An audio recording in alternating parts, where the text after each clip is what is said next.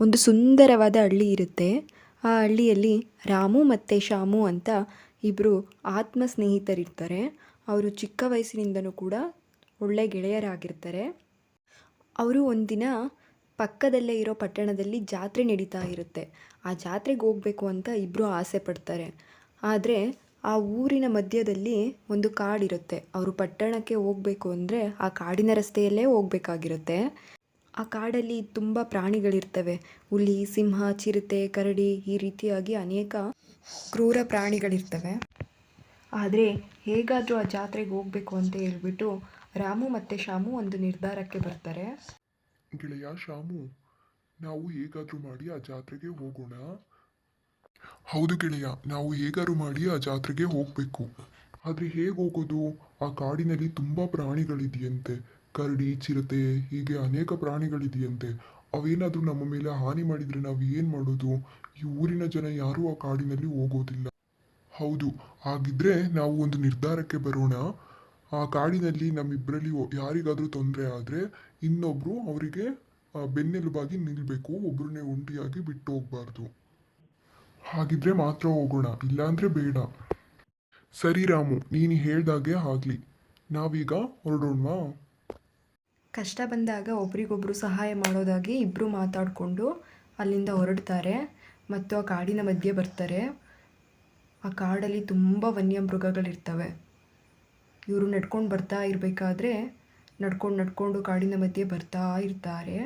ಆವಾಗ ಅಲ್ಲಿ ಒಂದು ಕರಡಿ ಬರುತ್ತೆ.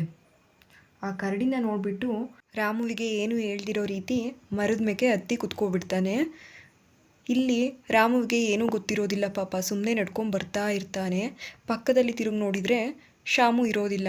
ಅವನಿಗೆ ತುಂಬ ಭಯ ಆಗುತ್ತೆ. ಏನಪ್ಪ ಮಾಡೋದು, ಕರಡಿ ಬೇರೆ ಬಂತು ಅಂತ ಹೇಳಿ. ಆವಾಗ ಅವನು ಓಡೋದಕ್ಕೆ ಸ್ಟಾರ್ಟ್ ಮಾಡ್ತಾನೆ. ಕರಡಿ ಇನ್ನೂ ಹತ್ತತ್ರ ಬರುತ್ತೆ. ಆವಾಗ ಅವನಿಗೆ ಒಂದು ನೆನಪಾಗುತ್ತೆ. ಅವ್ರ ಚಿಕ್ಕಪ್ಪ ಹೇಳಿರ್ತಾರೆ, ಕರಡಿ ಸತ್ತಿರೋರನ್ನ ಏನೂ ಮಾಡೋದಿಲ್ಲ, ಸುಮ್ಮನೆ ಹೋಗುತ್ತೆ ಅಂತ. ಆವಾಗ ಕರಡಿ ಮುಂದೆ ಸುಮ್ಮನೆ ಸತ್ತಿರೋರಾಗೆ ಮಲಕ್ಕೊಂಡು ನಾಟಕ ಮಾಡ್ತಾನೆ. ಆಗ ಸತ್ತೋಗಿರ್ಬೇಕು ಅಂದ್ಕೊಬಿಟ್ಟು ಕರಡಿ ಕಿವಿ ಹತ್ರ ಎಲ್ಲ ಹೋಗಿ ಇದು ಮಾಡುತ್ತೆ. ಆವಾಗ ಅವನು ಎದೊಳೋದಿಲ್ಲ, ಸತ್ತಿದ್ದಾನೆ ಅಂತ ಹೇಳ್ಬಿಟ್ಟು ಆ ಕರಡಿ ಅಲ್ಲಿಂದ ಹೊರಟೋಗುತ್ತೆ. ಕರಡಿ ಅಲ್ಲಿಂದ ಹೋಗೋದನ್ನು ನೋಡ್ತಾ ಇದ್ದ ಶ್ಯಾಮು, ಕರಡಿ ಪೂರ್ತಿ ಕಣ್ಮರೆಯಾದ ನಂತರ ಮರದ ಮೇಲೆ ಕೂತಿದ್ದವನು ಕೆಳಗೆ ಇಳಿದು ಬರೋದಕ್ಕೆ ತಯಾರಾಗ್ತಾನೆ. ಮತ್ತೆ ಕೆಳಗೆ ಇಳಿದು ಬಂದು ಅವನು ರಾಮುವಿನ ಹತ್ತಿರ, ಗೆಳೆಯ, ನಿನ್ಗೆ ಏನೂ ಆಗ್ಲಿಲ್ವಾ? ನಾನು ತುಂಬಾ ಭಯಪಟ್ಟಿದ್ದೆ. ನಿಮ್ಗೆ ಮರ ಹತ್ತೋದಕ್ಕೆ ಬೇರೆ ಬರೋದಿಲ್ಲ. ಏನ್ ಮಾಡೋದು ಇವಾಗ? ನಾನು ಇಳಿದ್ರೆ ಕರಡಿ ನನ್ನನ್ನ ತಿಂದ್ಬಿಡುತ್ತೆ.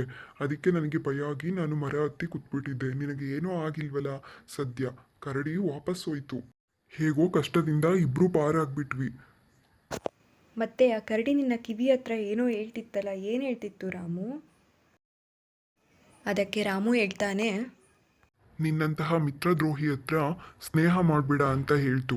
ಕೇಳಿದ ಶ್ಯಾಮು ನಾಚಿಕೆಯಿಂದ ತಲೆ ಬಗ್ಗಿಸಿಕೊಳ್ಳುತ್ತಾನೆ ಮತ್ತು ರಾಮು ಅಲ್ಲಿಂದ ಒಬ್ಬನೇ ಹೊರಟು ಹೋಗುತ್ತಾನೆ.